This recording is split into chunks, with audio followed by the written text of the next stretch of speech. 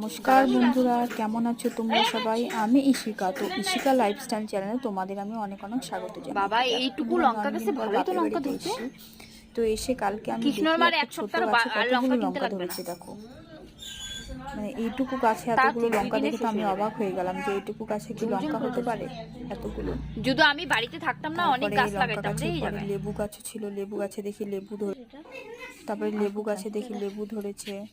একটু ছোট হয়েছিল একটা, এখানে লেবু দেখা যাচ্ছে, একটা দুটো তিনটে মতো মনে লেবু হয়েছে। লেবু গাছটাও বেশ ছোট, অতটাও বড় না। একটা মোটা লাগা ছিল তো, মোটাটা ছিঁড়ে পড়ে না কেন? এই যে এই লেবুটা একটু বেশি বড় হয়েছে। এই একটু দেখো তো, মোটাটা কই গেল?